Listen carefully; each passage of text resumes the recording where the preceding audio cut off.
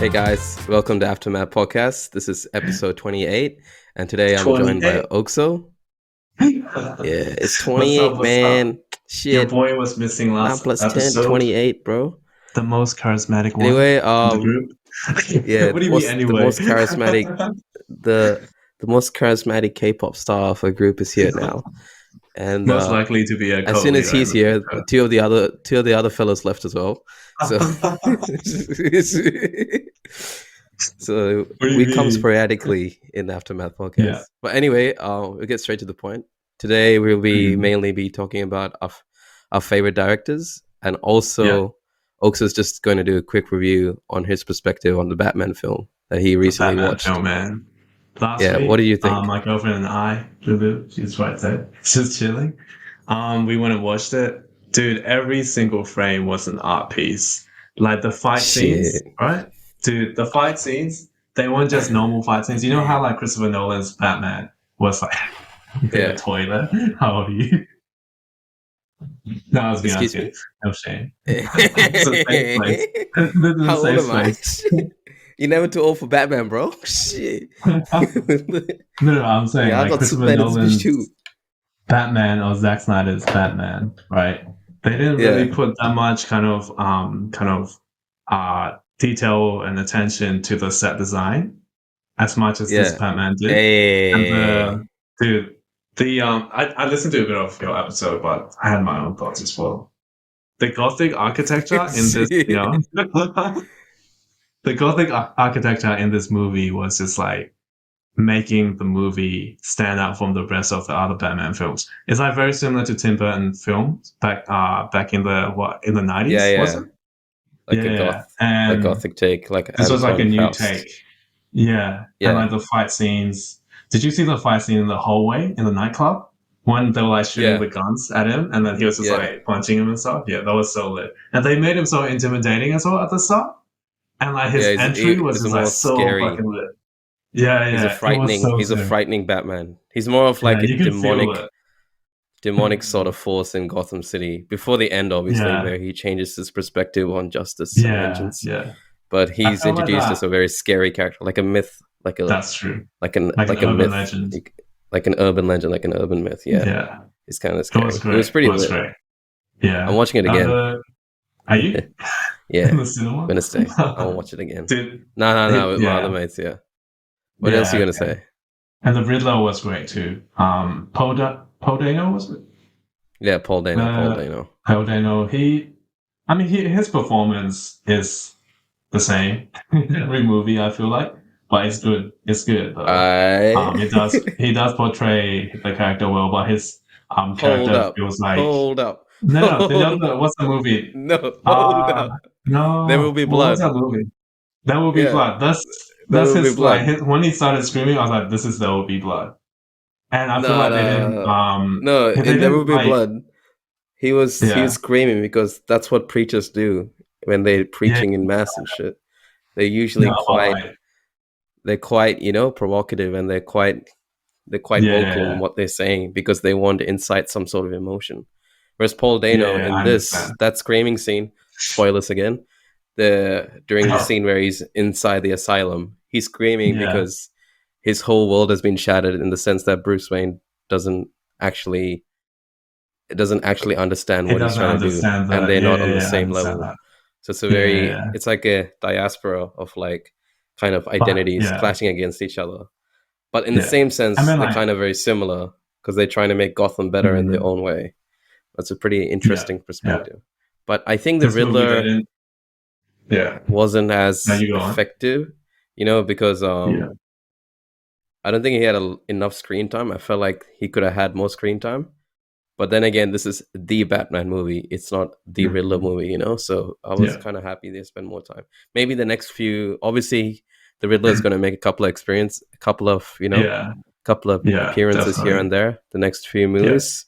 So I'm kind of excited to see where they go with that shit. I was watching some videos about the different Batman villains, and I saw this the Court of Owls. I was like pretty intrigued by that. If there was like a secret society that like secretly controls Gotham, that would be such a lit story. Because this Batman series compared to Christopher Nolan and all the other one, it's not as comical and it's like more bound to reality. And like the Yeah, villains it's are very grounded. actually not like comic book characters. This Yeah, the Riddler is a serial killer, right? yeah. So this But Batman I feel is in more real. this in the Matt race, it's I think he toes the Mm. balance, like in both grounding the Batman film in the sense Yeah. about social unrest and the corruption in Mm. cities and like people taking arms. It's sort of very reminiscent of like the Jan 6th riots in America, Yeah. with the Mm. whole political upheaval and stuff. And it felt really like Yeah. that, especially, everyone crowded around in like one place and they all had to hide Right. against these attackers. It sort of felt like Right. that. And Riddler was kind of like a Mm. personification of that. At the same Yeah. time, it was very grounded in the reality that, okay, if Riddler was real, he would probably be a Mm. serial killer, Yeah. and Right. every Okay. serial killer, Yeah. and he's very based off an actual serial killer, like the Zodiac killer. That's Mm. why he uses a lot of symbolism and stuff. And also, yeah, Yeah. the Court of Yeah. Owls. I'm very interested in seeing that because I Yeah. read that comic like was it a year ago or 2 years ago, bro? Mm. That thing is insane. But I feel like that should be left for the final Batman movie The final Batman because the movie. Court of Yeah. Owls, the Yeah. comic goes through like it's basically like this whole trial for Batman and Bruce Wayne Mm. because Mm. he's again doubting what his legacy is, etc., like that. Yeah. And Yeah. also, it's like when he's fighting the Court of Owls, Mm. he goes through like he goes to the shit, like he literally goes to Yeah. like the deepest recesses in his mind, like his Right. mentality is Right. completely tries to change, and he somehow still Mm. survives it towards the end. But it's a pretty cool story. Yeah. It'd be pretty dope to see Yeah. it Right. adapted to live action. I think so. I But think Robert yeah, Pattinson was very keen for the Court of Owls to actually be adapted, and they talked adapted, about that's other true. villains like Hush as well. Yeah, Seems like a very interesting, but we already have like a serial killer, yeah, in the Riddler. So, and we also saw like the ending scene with the Joker. I yeah. feel like I don't know how I feel about the Joker because I feel like it's just overdone. It's just like The there's so Joker. many Jokers. Why don't you choose another villain that's more, that you can go with? Like maybe who's a guy with ice? The reason Joker is one of the best Batman villains is because he's the Yeah, opposite of Batman. I Whereas know. Batman is I understand. order, Joker is Hmm. anarchy and he's Chaos. chaos. He's chaos. Yeah, So it's like yin and yang. They both yeah. sort of balance each other. That's why Joker says, "You complete me, Batman." And Batman Mm, knows inside his head that he mm, essentially does the same for Joker because who are they mm. without each other? And Joker is But essentially we've quite explored important. that in the previous movies already with Heath Ledger and But that's one Christian version of Bale. So Joker. There'll be yeah, different versions in different settings. Dude, Joker is yeah, timeless but villain, bro. Like even the movie Joker, like that was a different. mm, It's like a different yeah, that was perspective good. on That the was story. good. That was good. Yeah. Dude, that was very good. Come on, that was an It excellent was a movie. good movie. This I just cinematography was wanted to see insane. another villain take the spotlight. Like the Yeah, Court of there's gonna Owls. be. Seems like a It's not very just gonna interesting be. concept, or It's like not just gonna Hush or be. something. It's just not gonna be Joker. It's gonna be Hmm. Riddler, Penguin, Joker, and since it's based on a long Penguin. Halloween, Yeah. uh, yeah, since it's based on a long Halloween, there's going to be way more villains as well. There could be Mad Hmm. Hatter, Calendar Man. These are Yeah. all very scary villains. And Scarecrow. Oh, Yeah, Calendar Man, Scarecrow, man. dude. He only works on holidays. Imagine Scarecrow in Matt Reeves' Yeah, Batman. with Matt Reeves, That it would would be be scary. that That would be would be fucking scary. That would be lit. insane. Jesus. Because But I even the feel like Chris Nolan ones, when I watched it as a yeah, kid, I was like, "Yo, this is actually kind of creepy, bro." But if I see it in Matt yeah, Reeves, because I saw yeah, I sort of saw the Joker makeup on what's his yeah. name, So Barry. that's I forgot his name. He's in Eternals. He's I think he's a perfect choice for Joker because it's yeah, like a he's in Green really Knight, right? Yeah, Barry Keoghan. Yeah, he's in Green Knight as Barry well. Keoghan, the Yeah, Irish guy, dude. yeah, the I'm Irish kind of dude. like, he looks scary, bro. Like I saw the makeup they had on him, Yeah, yeah, like yeah, the yeah. prosthetics. Like at least you Mm. could see a little bit of it. I was like, Yeah, bro, okay, you can this see a actually little looks bit. scary as. Yeah. It's like all wrinkled and like scratched. If it reminds me of Heath Ledger's Mm. Joker, the sense Yeah. that the makeup looks sort of like he's putting it himself. But at the Do same you time, think this could he's be an acid reaction. Yep. But do you think this is the next villain will be the Joker because they set it up here, or do you think because you know how it at the ending scene, Yeah. The what do you call it? What's his name? Who's the villain? The Riddler was like question mark why of the end or something, but maybe it will be like a team up between the Joker and the Riddler, so it's not the end of the Riddler. You know what I mean? 100%. That could be an Can you interesting imagine concept those as well. those two people going against Batman? I feel like Joker already knows Batman in Matt Reeves' Batman. Because you can see Joker like instigating a conversation with Riddler. I'm pretty sure Joker was caught before Riddler, like during Batman's first year of crime fighting. And that could be the reason, because in the comic books, at least, the story of Joker is very tied up to Batman in the sense that Joker actually becomes the Joker because Batman accidentally forces him into a pit of acid that changes his whole facial structure and just mentally deranges him into the actual character that we know today as Joker. So this could be like a full-on like comic book level Joker origin story, and this could have what happened like during the first year of the Batman, before Batman Year 2, the film is based on. It would be kind of like shit. Yeah, that'll be good. Imagine a Joker that's like, oh, smart cell. Yes. Is that your Batman thoughts? What's the topic at hand? Yeah, that's my thoughts. What's great? Okay, 10 out of 10. So I would say our topic we're going to be discussing is our top 3 favorite directors, and we're going to discuss top 3 only. I wanted to discuss 3, a lot more. We get straight to the point. I don't want to say like top 10, top 15. There can only be 3 directors that you consistently like, and they have like a consistent range of films that you really admire. So did you want to go first, Oxo? Let's do it. I'll go first. Like number 3, you do your number 3, and then I'll do my number 2. You do your number 2, and I'll do my number 1. Okay. But if it double up, what happens? What if it doubles? I know yours is gonna be Zack Snyder. Oh, huh? Zack Snyder is number 1, isn't it? No. We go for number 3. True. Okay. I have to say number 3, Ridley Scott. The original dude who directed Alien, Gladiator, one of my favorite movies, Blade Runner 2049. Why are you going close to the mic? I'm just trying to, make it more clear. He didn't die Blade Runner 2049. That was Denis Villeneuve. My bad. Yeah. But Blade Runner directed so many original movies, and sometimes it will be a hit or miss, but like this guy can tackle different genres really, really well. Going from Alien to Gladiator, and how successful both films are in its own genre, it's crazy. And he has and he's still going, right? He's a very original director, I would say. Yeah. Yeah, but the last two, that was great as well. And that was a completely different tone compared to all the other films that he's done, such as Prometheus. Yeah. And I think this is one of the most versatile directors that we've ever seen. And I'm just hoping to see more of his films. I think he's coming out with The House of Gucci with Lady Gaga and Adam Silver. No, not Adam Silver. I saw that. Adam Driver. Did you watch I saw House of Gucci. I don't know. Is that Ridley Scott? Are you sure? Because that movie was so boring, bro. Oh, really? Yeah, that movie was trash. Really? Yeah, so, okay, look. Ridley Scott, it can be with is that Ridley Scott? What? Yeah, that's Ridley Scott. Bro, that's sad.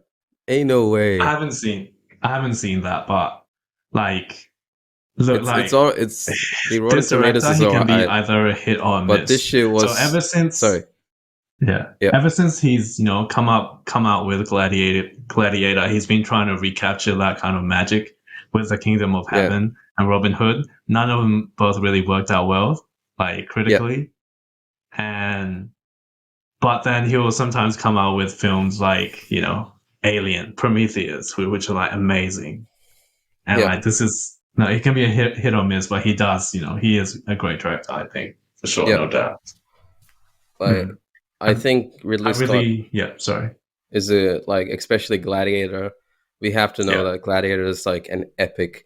It was probably one Yeah. of the best epics of at least 2000s, I guess. Like Yeah. during that period, it was like a huge movie. Because I remember as a kid, I had to watch that movie. Like I watched it as a kid, Mm, bro. And since it's such yeah. a huge movie, it would be divided into four CDs. Yeah. And back then we used to call it VCD, like video Yeah. CD. And then Yeah. we had to like divide it between like four CDs and shit. And it was cassette. It would be Yeah. like three, four cassettes. And it was just like Definitely. it was Definitely. like a huge epic. And it felt like one Mm, of those Spartan kind of stories, you know?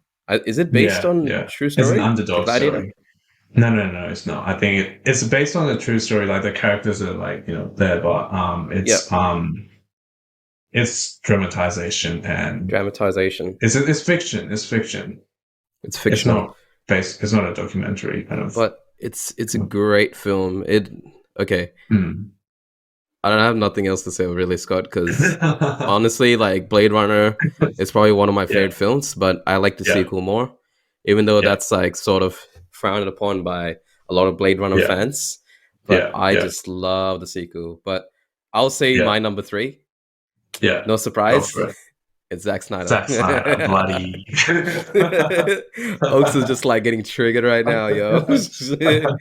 Nah, for okay, let me Yeah. Okay. explain. No, no. Explain. I won't say anything. I'm just being completely honest about Yeah. like this guy's filmography.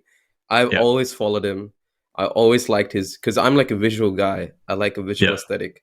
I'm more of Yeah. a style over substance kind of person, and I Yeah. love his stylistic choices.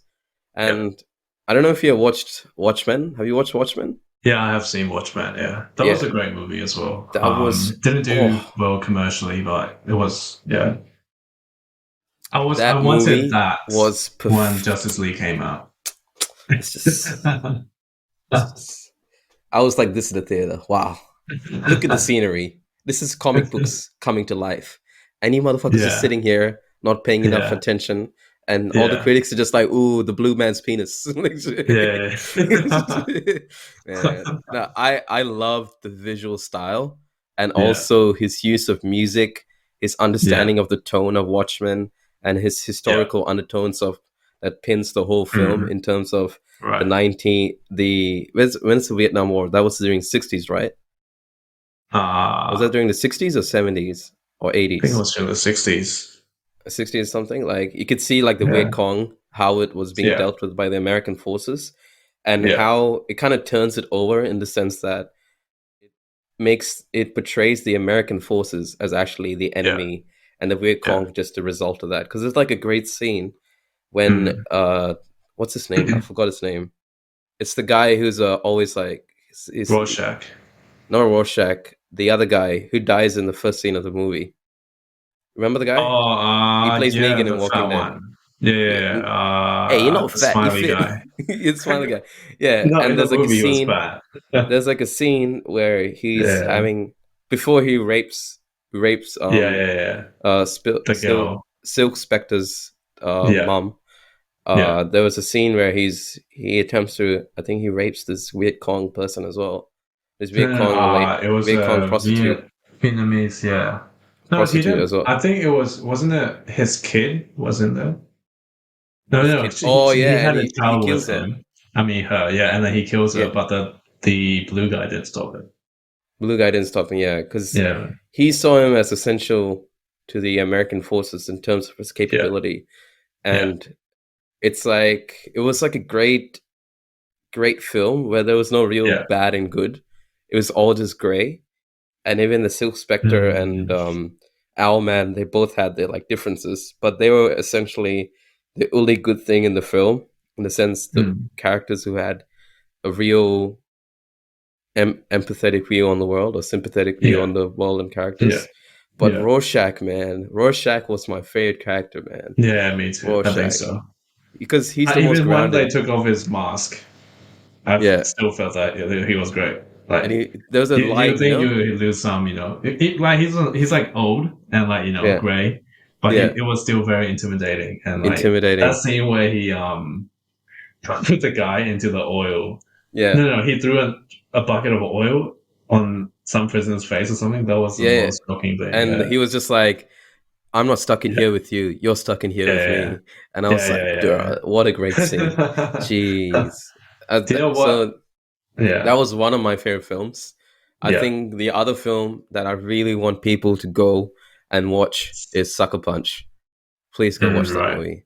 This movie was created Mm, before all this Hollywood bullshit Me Too movement.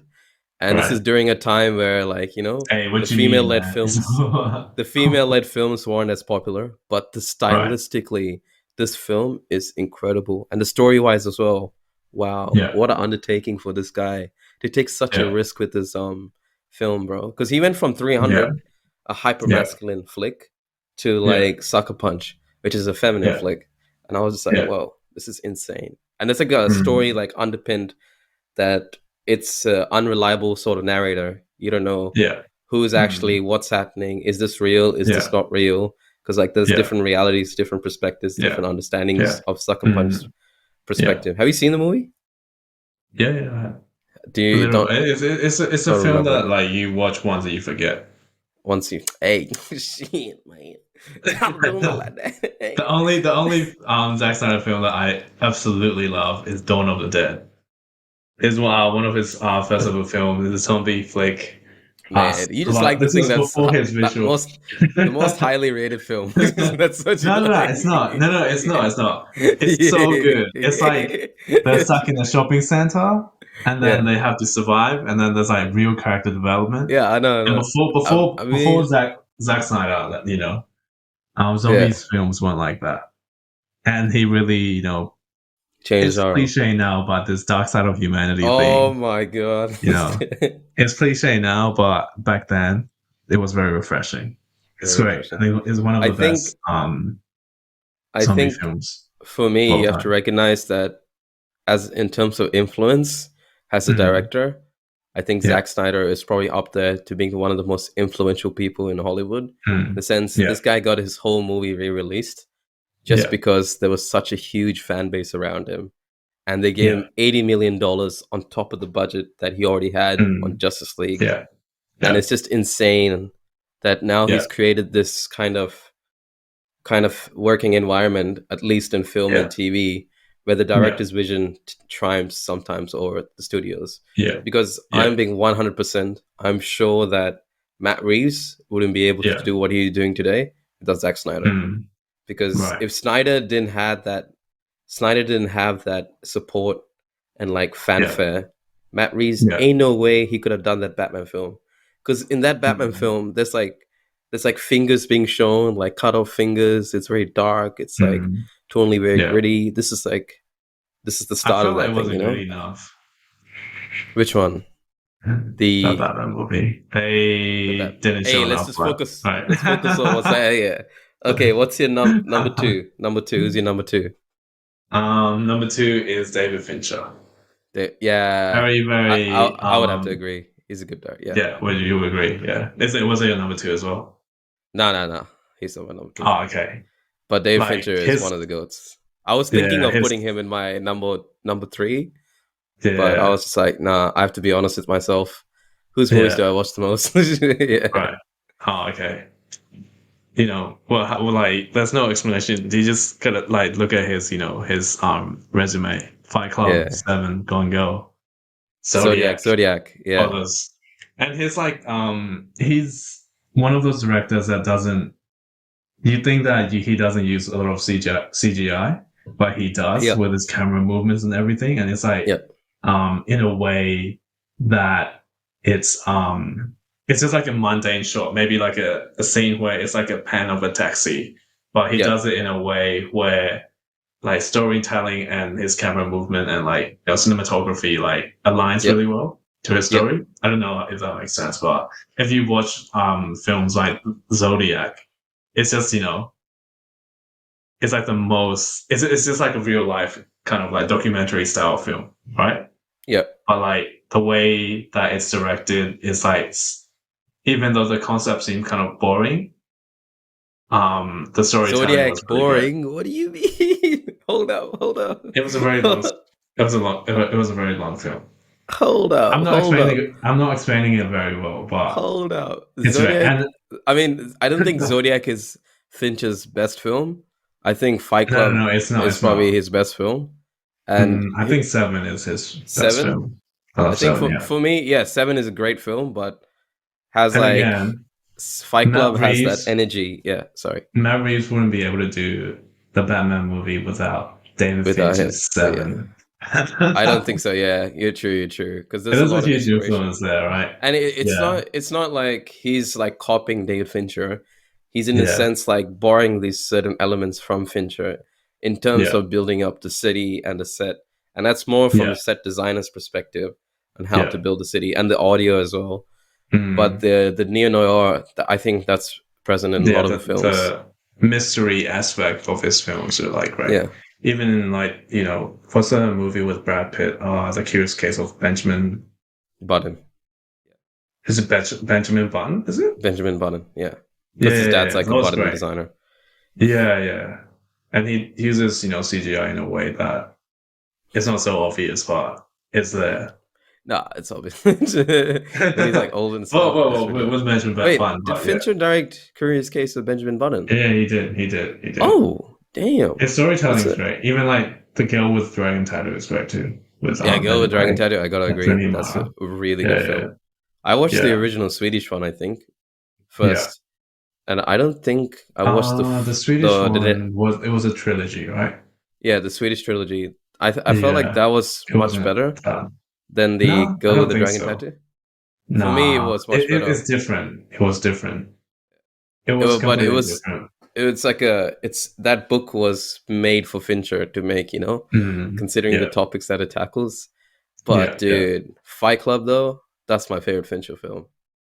Fight Club. Yeah, I was like going on like this Brad Pitt kind of like Brad Pitt yeah, cycle where I was just yeah, watching so many Brad Pitt films from yeah. Fury to like to Seven Mm, to like, yeah, to Fight Club to World yeah. War Z to what Troy. else is what Mr. and Mrs. Smith. Look, I couldn't Okay. find Troy online, and then Okay. It's on Netflix, isn't it? meet Joe Black, and I was just Yeah, watching all yeah, these right. Brad Pitt films, Yeah, and I yeah, was just yeah, realizing that this guy really got his comeuppance from Fincher. yeah, yeah, I wouldn't yeah, have paid attention to Brad Pitt. I would have thought that yeah. he's just another good-looking guy, like that's it. But his Yeah. acting in Fight Club, so good, It was bro. great. I think it was Yeah, perfect as well on the way he was casted, like yeah, for this role. because he Even in plays Seven, a the lot of Tyler people Durden like character. make fun of his like, where's the box? Where's the box? I mean, wasn't the box scene. Yeah, But throughout the film, he nah, was that's a good like a scene. rookie, underdog guy. Yeah, He's very optimistic. He wants to change. But then there's Morgan Freeman. There's like this really good dynamic between those two characters, yeah, and I think Brad Pitt played that role perfectly. yeah, And I think he was one of the main reasons why that movie was really great, because he's basically like you're looking at it from his perspective because you're getting introduced to these things in his perspective, and he's like, he's a narrative. Like yeah, he's not the narrative. Sorry, he's the audience, and you're yeah. seeing it from his perspective. Yeah, that's what I meant. Yeah, he's a good actor. I'm not sure why he won a Academy Award in Once Upon a Time in Hollywood, because he wasn't. Nah, he played a good supporting character. I think he Yeah, played a I good think it supporting character. deserved a Academy Award though with that. It's the Academy, bro. No one gives a shit anymore. No one cares about the Oscars. Let's just be honest. Yeah, I yeah. don't watch a movie. It's just like Oscar winner, and because I've been like looking up the recent nominee. I actually stopped caring about the Oscars ever Mm, since they didn't give Chris Nolan an Oscar for Dark Knight. yeah, I never got back to it again. I've never yeah. I never watched it and Mm, appreciated the movies they're right, talking about. But they do have some right. great films. Regardless, no one cares about Sure, the Oscars sure. anymore. Fight Club should have got an Oscar. There's no other movie in the Mm, '90s like they doing probably that didn't year, understand it at the time. dude. It's just sad. That's all you gotta say. I think That it's more movie's prevalent perfect. now. That movie. Um, Yeah, no one it cares aged anymore. well. That's the thing. It's too late. Too little. Too late. Actually, I they was can. like looking back at some of the Christopher Nolan Batman movies, and it didn't age entirely that well, especially What do you mean? Batman Anne Begins is like one Hathaway's of the Batman. best. No, Anne Hathaway's Catwoman. It's like a bit That's cringy. that's only one part of the whole movie, because Yeah, I know, I understand, the Dark Knight but Rises is an epic, bro. Like yeah, that is a no, I fucking understand. that That's is a great. film. Like That's the great. first scene with the okay, that I'll come to that later on. So Yeah, my second favorite director is probably gonna have to be Chris Nolan. Chris yeah, Nolan, one of hundred course. percent. That's the Tenet huh? confused me so much. Tenet. Fucking hell. I I love think Tenet, bro. I love really, Tenet I didn't because understand it. I was like, what I'm the not fuck is watching it going for on? the story. Because in the Yeah, we're introduced to a guy yeah, who doesn't even have a name, so mm, that just indicates to me from then on this isn't really a story. This yeah, is more of a concept sort of yeah, filmmaking. This is just like yeah, high yeah, concept filmmaking, and Chris yeah, Nolan is putting this into his vision and making it into like a live action sequence, because it's just yeah, action after action, sequence after sequence, and there's no much explanation of what's happening. It's just testing it out. mm, How far mm, can he push this film in terms yeah, of practical effects, in terms yeah, of world building, and also in terms of uh, testing the audience, the capability yeah, with their mind, because even the actors yeah, couldn't understand what he's talking about. Like you could see in the right, interviews, yeah, John Washington was just like, they asked him, "Oh, what's Tenet about?" He's just like, "I don't know." You just have to see the film, and that's true. You yeah, have to see it to experience it. I think for mm, me, my only complaint with that yeah, film would be the sound design, mm, because I couldn't even hear the dialogue. If that's yeah, the case, why yeah, even right, include yeah, yeah, dialogue? yeah, You yeah, know, yeah, that's true, it yeah, was it was a very yeah, I get what he's trying to do, because yeah, if he's a filmmaker, he's trying to make that impression of yeah, having the music take over the dialogue. yeah, That's why sometimes, like, this is just from my own personal experience. If I'm yeah, filming, yeah, I just cut the audio, because I have yeah, no use for the audio. It's always going to be the mm, music first. yeah, But if you're yeah, making an actual film, you need dialogue, etc. mm, yeah. And I feel like I that think was a bad Christopher route. Nolan's trademark is really this following this non-linear traditional storyline. Like Yeah, if you storyline. look at his films like Memento and The Prestige, Yeah, the final twist, it actually works. yeah. Unlike um M. Night Shyamalan twists. Yeah. You know M. Night Shyamalan twists are Nah, coming. It has twists in Shyamalan every single ending. But Shyamalan Christopher has Nolan's, yeah. Shyamalan's twists are a bit iffy, but I thought Chris Nolan's movies, like it's it's sort of different. It's like different, definitely. it's sort of like a magic trick, like they explain in the Yeah. Prestige. It's like the Yeah. three phases, right? I forgot what Yeah. the first, second, third. It's like the first act, you don't see Mm, what's happening. Second act, you don't see it, and the third act, it's a mm, surprise. It's sort of yeah. present in Yeah. all his films, like Interstellar, Definitely. especially. The first Yeah. act, they have the idea, okay, we have to get Yeah. out of this planet and find Yeah. somewhere Yeah. habitable to like live, or find Mm, this equation about gravity so that people on Earth can mm, survive and move yeah. on. And then Mm, towards the twist of the ending is that there's no real savior. mm, There's no real no. The second twist, the second thing is that there's no real savior. But the twist of the ending is that humanity mm. actually contacted them back, like fourth Yeah. dimension. And Yeah. it's like an insane story about like Definitely. love, Definitely. betrayal, and it's crazy, bro. And it's all grounded Yeah. in reality as well, because he's trying to Mm, use realistic. He's realistically saying what would happen, even though the ending mm, wasn't too realistic. In the sense, it's just like, oh, love. Okay, now I can go back to my family somehow through the fourth dimension. It was kind of troll, but um, I still liked like the yeah. cinematography of the film. Yeah. Yeah. And Yeah. I It think was. I Yeah. th- It's Chris like his Nolan, movies are his great. movies, they've never been subpar. It's always like Yeah. interesting to watch, It's always interesting. Yeah. and I'm not sure about Tenet, but I his think. name Yeah. carries so much weight. Like Mm, people go to watch a Chris Nolan film, you know? yeah. Yeah. Like imagine you're going to watch the Batman, right? Like Yeah. by Matt Reeves. You're not going to watch a Yeah. Matt Reeves film. People are going, their butts are in the seat because of the Batman, Yeah.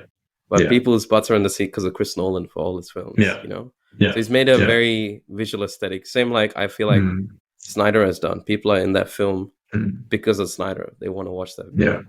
But I think one of the best movies that he's made, apart from Dark Knight, obviously like there's been so much essays and long form videos about Dark Knight.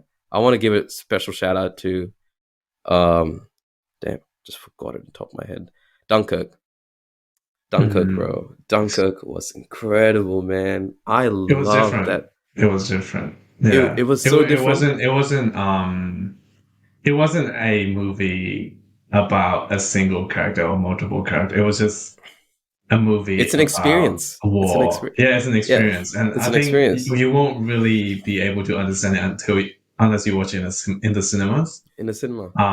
No, Because they showed it with a special kind of like wide lens, yeah, right? wide And angle. It doesn't apparently, even matter. You can watch it in like a big yeah, ass screen, and you'll still yeah, appreciate it yeah, because the cinematography itself. I think was it Roger yeah. Deakins who did the cinematography. I'm not sure, but Not too sure. I thought it was incredible, especially that scene, the final Mm, scene where Tom Hardy is standing, and yeah, there's a plane in front of him that's burning up. I thought yeah. that was just like again. You know what Mm. I'm saying? Wow. Very much. Very nice. You know what I'm saying?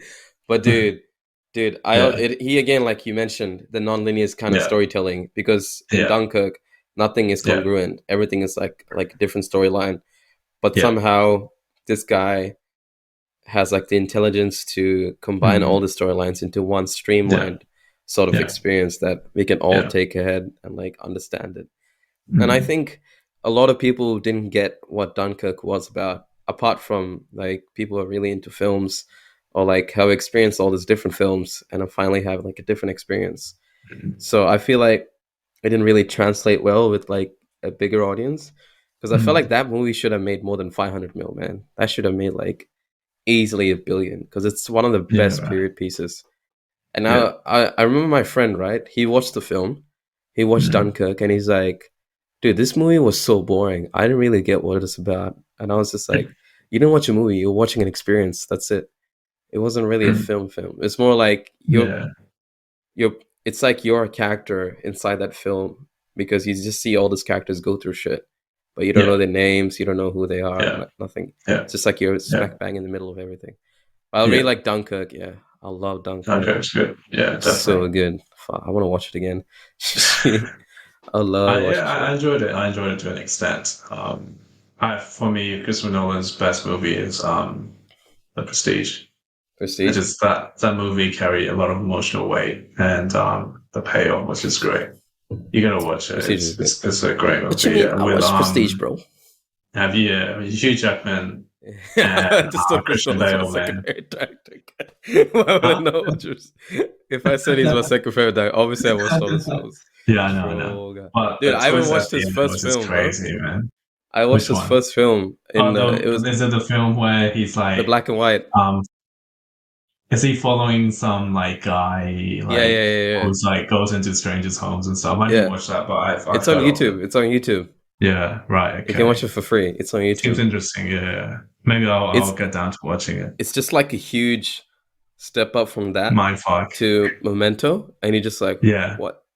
But Memento was crazy, man. you just saw how much he could do with such little. Fine, I think the movie Mm, was $10,000 at the time, and he cut yeah, out color. He made it black and white because once you yeah, add color, it's like a whole other aspect you have to take care about, like in terms of yeah, lighting or in terms of color yeah, grading. It's a whole other yeah, thing you have to think about. So mm, you just spend yeah, all this money on yeah, the camera and the yeah, set and also yeah, paying the actors obviously. So it's a pretty good yeah. film for what he could achieve. I think But so. Yeah. let's move to a number one. Let's move to a number one. Our Um, final one. Stuart, do you want to do a bit of notable mentions? We want to explain why the Oh, it's like a Watch we Mojo. won't do it. Notable mentions, sure, why not? Watch I think Mojo. one of my favorite other directors include Shane Black. He directed Kiss Kiss Bang Bang, one of my favorite movies of all Shit. time. The Nice Guys, the funniest movie Shit. I've ever seen, no doubt. He also directed Iron Man Another 3, so he's out of my list. he did, yes. Look, look, I don't follow all his look, movies, but some of his movies I like. look. Iron Man Anyways, 3, let me just say, after I watched that film, I wanted a yeah. refund. That's no, I'm kidding. All right, keep going. My bad. Keep going. Another one is called it's a Korean director called Na Hongjin. He directed Hey, The Wailing, The Honkin. Chaser. Na Hongjin. Oh, like Korean. He's Okay, a. okay. Have you seen The Wailing? It's a horror No, movie. no, no. Is it on Amazon or Netflix or? It was on Netflix, not anymore, but it's a shocking story. It's a mixture of different genres into one film. Each act has a different tone. You think it's a comedy film, it's not. You think it's a horror film, it's not. It's not. And you think it's an action film, it's not. It's like a combination of different things, and it's great. His latest movie, The Medium, wasn't that great, but he's checked the box for most of the work that he's done. Another one is that's not asking Joe. I know why you're not saying it. You hate him for some reason. You know he should be an honorable mention considering what he's done in the industry. I'm sure he's good. Hey, you get 3 honorable mentions. I reduced it to 3. That's the final one. I like Ang Lee as well. He's good. Ang Lee. Oh yes, Ang Lee is great. Very emotional. I grew up on Ang Lee, especially Hulk and Life of Pi. Let's just say Life of Pi was.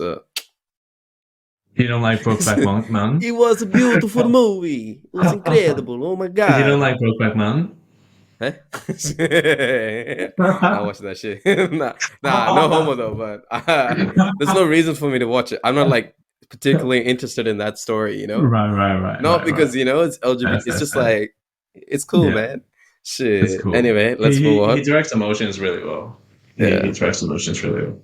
He's emotionally. What about your honorable mentions? I think number 3 would have to be, David Fincher. I need to mention him. David Fincher. Number 2 would have to be. Let me just think. This is a really tough question to ask. Would you say Denis Villeneuve? No. That's coming later. Hey, spoilers. Spoilers. I think. Oh yeah, Matthew Vaughn. What's that? Matthew Vaughn. He directed X-Men: First Class, Kingsman, Kick-Ass. All those really cool, high energy films with such a great style. And I think Edgar Wright would have to be my other mention as well. That's right. Because I don't know, a lot of my directors are very stylistically inclined in how they visually say the story. But let's move to number 1. I was going to say Denis Villeneuve as an honorable mention and Matt Reeves as well, but let's just leave that. Okay. My number 1. Dude, you know who my number 1 is, right? You know who is it? You caught me? No. My number 1 is Bong Joon-ho. Let's go. The Korean. He never misses, bro. Shit. He never misses. Parasite was great. I think Tempo. Cinematography. So what are you gonna say? I think it's his films are pretty good, but obviously I'm not as educated as you are on his films like Parasite and Old Boy. I think Old Boy is only one of his films that I really liked. I don't really like Parasite as much. Old Boy is not his film. It's not? I thought it was film. It's not really. It's not his film. It's by Park Chan-wook. Fuck. He directed. I'm a little bit racist now, aren't I? No. He directed some really good movies like Sympathy for Mr. Vengeance, and I don't know, The Handmaiden was a bit exploitative, but whatever. Oh, I've seen The Handmaiden. The Handmaiden. Is it like I don't know about that. That's like Brokeback Mountain, but for that scene, bro. Actually, no, it's not Brokeback Mountain. That scene where you're just sitting with the wife and eating food.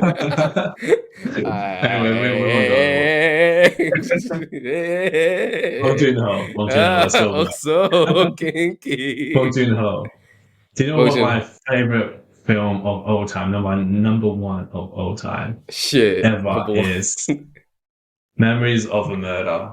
Memories of a Murder. I gotta watch this. How do you watch this? So fucking amazing.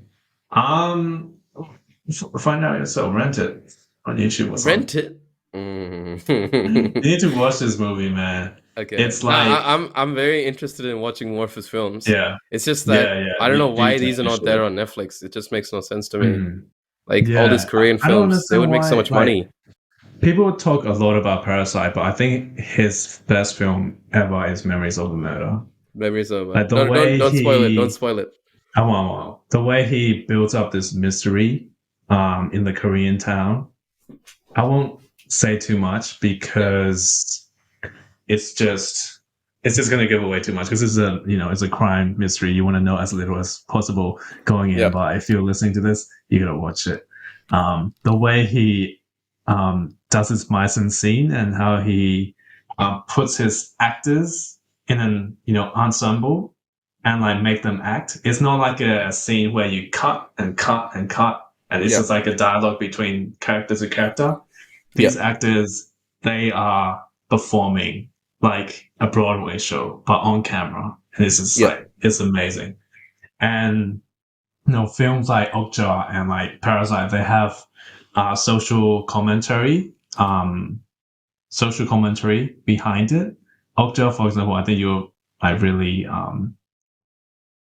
relate to it, I guess, because it's talking about the what do you call it, the meat industry and how exploitative and how much suffering that it causes for these animals. Parasite is a narrative between social class in Korea, and same as Snowpiercer, is more like it's the same thing with like social class as well, but it's a more kind of visual storytelling.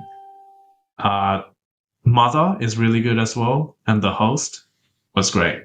The Host I think didn't age well because of the CGI, but I think it's a really good movie. You should go watch it. And Mother is another shocking movie.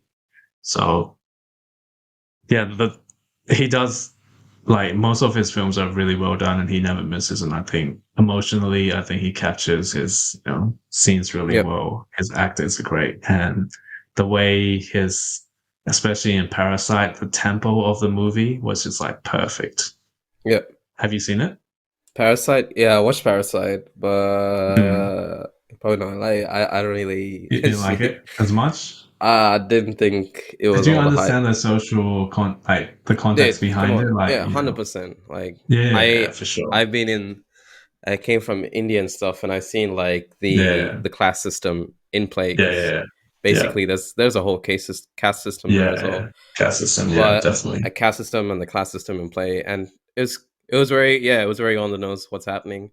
Mm. But yeah, I thought it was a great film. It's just like me, like I like a sci-fi Right, superhero right, sort of right, like right, that kind right, of vibe. Not right, a more right, dramatic guy or like some sort mm. of action films, all that shit. Right, But right. yeah, I need to watch more of the film. I might watch the mid. What's it called again? The midnight Uh, murder. Memories of Murder. Memories of a Murder. Memories of Murder. Yeah, Yeah, I might watch that. That sounds like a detective kind of sort of vibe. yeah, it's a detective story. Okay, we're going to number You're number one. one.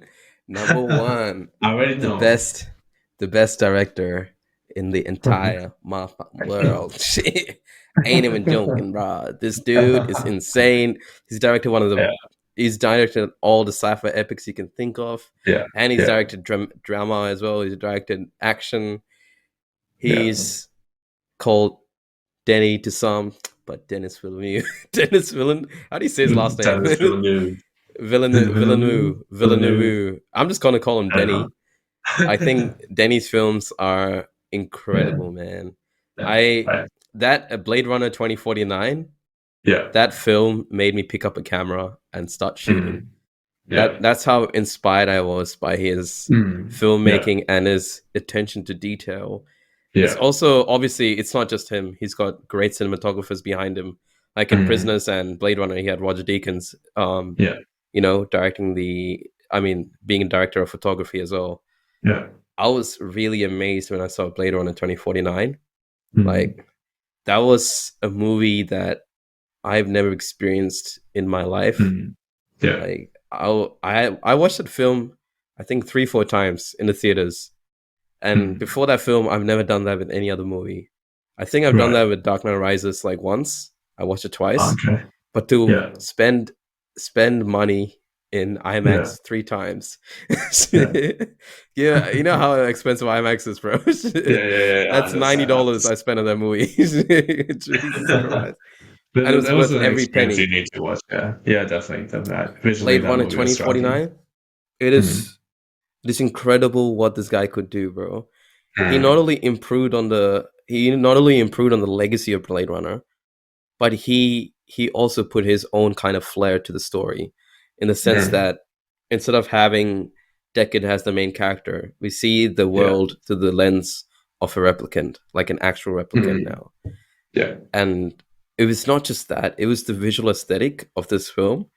Yeah. Wow, like you, the long scenes that's present in Yeah. every Denny film, especially Yeah. like maybe Sicario to Mm. Arrival to Prisoners to I Blade love Runner Prisoners and to Sicario. Dune They're great. to Yeah. Dune. You know, like this is just long scenes. Enemy.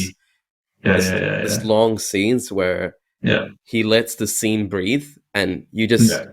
you just like sit there and take in the spectacle of what's happening. Yeah. And Yeah. this is the reason why I want to go to the film to the theaters and watch a Yeah. film, because Yeah. this movie needs to be seen on the big screen. Like, Yeah. bro, I don't know how you could watch Dune in your computer. Like, Yeah. troll guy, Yeah. you had to go watch That it was on the the big second screen. one. No, you took a fat L, bro. You took a fat L, man. Like, no joke. You took the fattest L I've seen in my Hey life. man, it was up there. It was up there. It was up Bro, there. Dune, when you see it in the theaters, it's an experience, because there's not a better experience to see in the theaters than having this huge planet of Arrakis, Yeah. like in this Yeah. desert, isolated world, and there's Mm. people fighting in this isolated world for resources. And Yeah. Greg Fraser is again the DP. He's the same guy who's the Mm. DP for Batman as well, and Mm. he takes us through all this scenery where it's a super isolated world, but the way he frames the scenes is there's always a juxtaposition between a big a big object and a small object. I think one of the finest scenes in the film, apart Yeah. from the scene where they fly over the planet of Arrakis into the house, Yeah. into Chalamet's house, like what's happening Yeah. around there, like their whole Yeah. like system. I Yeah. think one of the best scenes is when the sandworm comes out of the sand, and Yeah. then Out of the sun. Yeah. you see the prince just standing there, and he's just standing Yeah. there, and you could see like the scope of the scene is insane. I Mm. don't want to say too much, but that was crazy. I That's think good. story Yeah, wise, I mean, his cinematography is great. I think he can direct story really well. If you look at his story is Prisoners, incredible. he It's always very he human, hides. you know. Yeah. His mystery is like hidden in plain sight, Yeah, but he does it yeah, in a way yeah, that you won't know. It's still shocking to you when it's like revealed. yeah. His Because movies, the ending Enemy, was is pretty. amazing as well. The ending for Prisoners was pretty insane. And the thing is, like, Prisoners, you know what you're in for in the movie. Because Yeah. when I saw the Yeah. poster for Prisoners, I saw like this whole maze kind of sort of thing that's happening in the Yeah. poster. Yeah. And Yeah. Prisoners, the film, is sort of like a maze, because Mm. even like emotionally for the parents, it was like a maze of emotions, because they don't know Yeah. where their daughter is, and they're just going Yeah. through this multitudes of emotions where they're afraid, anxious, happy, sad. They don't know if they're dead, they're alive yet. So it's Yeah. just like a maze of emotions. At the Mm. same time, for Yeah. Gyllenhaal, Definitely. it's a maze of investigative.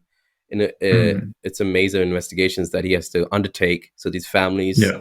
can either Yeah. grieve or be Yeah. reunited with their kids.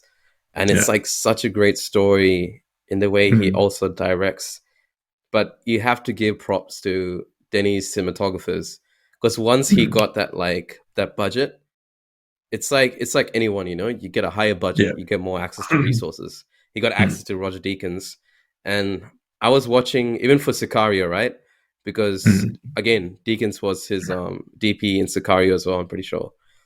Yeah. In Sicario, he didn't have like a greater budget, but he had a limited budget. I think it was like 60, Yeah. 80 mil. And you could Mm. see, like, if you see the BTS, the behind the scenes of like them talking about the film, Deakins would say that he, in terms of Denny, he had like a vision, and his vision was very succinct, and he knew which scene he wanted, what scene he wanted. So there would be Yeah. no time wasted, and the shoot would be so quick. but the shoot is so quick because this guy had like a grander vision in his head. He knew what direction to take. And I think that's like a great idea for all directors to like take apart from, that you need to have a vision. If you go into a film that you want to make and you have no vision, you're just going in there and just following the script or whatever the cinematographer says, then you're not making your own film. You're making their film, essentially. And you know a Denny film when you see it, you know? It has a very particular visual aesthetic. I think for me, it's always going to be those long scenes, those spectacle scenes, those I think that thrilling didn't moments. start until Arrival. I think Arrival was the first one he started doing that. Because if you look at Sicario, he like adapts to different storylines. Like Sicario, if you like actually like watch it, especially that scene at the border when they were, you know, like about to have a shootout, that was the most intense scene, and you wouldn't believe that it's directed by a guy who's like who does these amazing sci-fi movies. You think it's like done by someone who does like the very suspenseful action films. But you know, there was a couple of scenes, especially the scenes where they're flying around Mexico and like they're seeing all the cars going around. I think that scene itself set the world they were in. Just again, a very isolated part of the world, and it feels like a whole different type of world compared to the world that Emily Blunt is used to back home in America. Like this is a different world in the sense that it's a land full of outlaws, I would say. And that scene with Benedict Benedict Del Toro. No, Ben Del Toro. Is it Ben Del Toro? I think it's not Benedict Del Toro. It's Benedict Del Toro. It's Benedict. It's something. Forgot his name, but what's his name? Yeah, it's Benicio del Toro. Sorry, Benicio del Toro. Benicio del Toro. I think he was. I wouldn't call him a protagonist. I think he was a perfect anti-hero, but he did some vile things towards the end that kind of is very unredeemable for his character. But at the same time, you could empathize with the situation.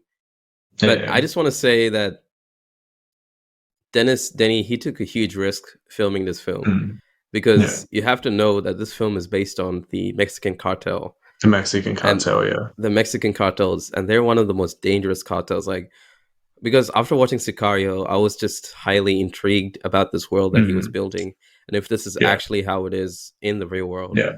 And I find out it's even worse. Like those, you know, like those scenes where there's dead bodies hanging from the bridge. This is actually how it was in Mexico City, like during the 2008, 2005 period, something around then. Like there would just be dead bodies here. The 90s and 2000.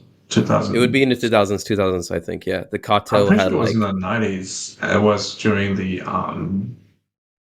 it was during the 80s and 90s, isn't it? With the what's his name? Because I watched Narcos. No, that's set in Colombia. This is Mexico City. No. Not that's Narcos Mexico. That's Narcos Mexico. Oh, I don't know. But I was thinking that because the time period he's following is like sort of present day because he's using assault rifles and all that shit and mobile phones. But Blade Runner, bro, let's just come on. You know, man, it's so sad to do it commercially well. Like just another. You know, like you know, in Blade Runner, right? The amount of like, because I'm doing photography, and I follow like very specific. Like when I'm on newsfeed, I see all those photographs. And every single one of them is just like hugely inspired by Blade Runner in terms of like setting or style. Like there's like so many photographs of these people in the desert and it's all like misty and shit. And it's just reminiscent of that scene in Blade Runner where Ryan Gosling is walking, you know, the replicant is walking in the sand. And then there's like this great statues beside him as he's walking through the desert. It was insane. Like, what are you going to say? Sorry. Yeah. Oh no, I forgot one of the honorable mentions. It's slowly becoming my favorite directors is Gareth Evans. Have you seen The Raid 2? Gareth Evans? Gareth Evans is a Welsh director. He directed Raid. He directed The Apostle. Have you seen that? Bro, I thought Raid was directed by some Indonesian person.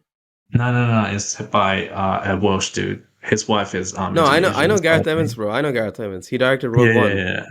What? That's insane. Holy shit! What? He directed Rogue One. Yeah, I'm pretty sure Gareth Evans directed Road One. He directed this other film with Charlize Theron as well. No, that's Gareth Edwards.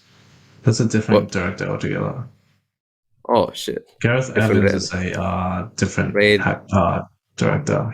This guy Raid. is, I think, he's one of the best action directors out there. His acting season amazing.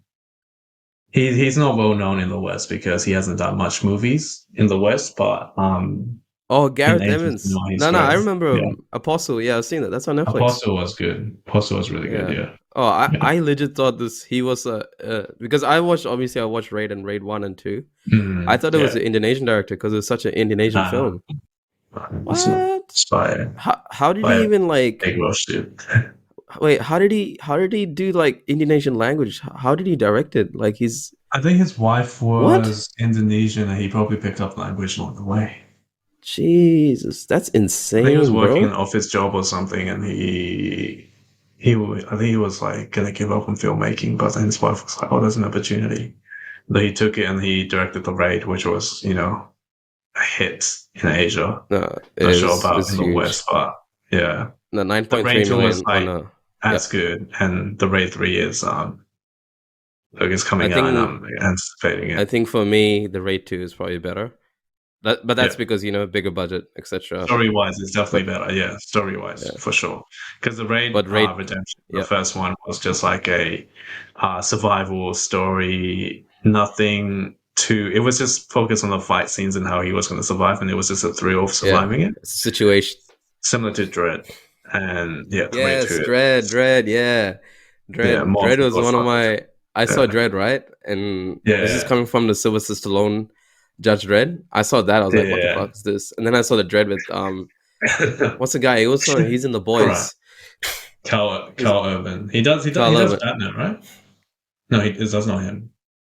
In the Lego movie? No, that's not what I saw. No, I'm not sure, but bro, that film was insane. God, was really good. But it's obviously very copy paste from Raid Redemption. I feel like. Yeah, no doubt. Like it should have. I'm sure they could have just sued these guys. Like Sony could have sued them because a lot of that shit was just like copy and paste, especially the situation, building the danger, the action scenes. But I think Raid is like a classic film. I think it should get more recognition. So. But it's not like he hasn't lost any work. Didn't he direct like another film on Netflix? There was another one, Wherever the Night Takes Us or something like that. No, that was horrible. But I don't think that was by him. You didn't like it? That was horrible. That was a really bad movie. It was just what is it called? Whatsoever. Indonesian. Yeah, something like Where the Night Took Us. But I don't think the night comes. The night comes for us. You didn't like it? The Night Comes for Us. Yeah, The Night Comes for Us. It's with the same sort of Raid cast as well. Nah, it's bad. Like equally was. I thought it was excellent, bro. I thought it was amazing, bro. I thought it was. It was that was by an Indonesian director. It's not by. Yeah, I know it's not by Gareth. I'm just saying, like similar sort of vibe. Yeah. But I was very like surprised by the film. Like a lot of these international films are kind of crazy good. But at the same time, it won't be as, in my head at least, it won't be as good as Hollywood just because of budgetary reason. You know what I'm saying? Yeah, definitely. Yeah. So anyways, I think that's it, guys. Anything else to say? Any more honorable mentions? Any more honorable mentions? I got a whole list of directors here. Steven Spielberg. I don't want to be too. I watched the Seven Samurai, and I saw that, and then I realized how much it's influenced film today, especially like George Lucas. Like the whole Star Wars trilogy, Batman, like when you see Batman, especially the Nolan trilogy with his whole Ra's al Ghul thing that's happening. He's being trained by ninjas, But anyway, shout out. Anyways, thank you for listening. Check out our Instagram at the Aftermath Podcast 1-2, and check out the Batman because it's great. This is Ben Affleck, but Matt Reeves Batman. Sorry, I don't have that toy. You can sponsor us. Or you can watch Superman. Oh shit. He I ain't says getting it's no pussy painful. today. Okay, no worries. Thank you. Bye bye.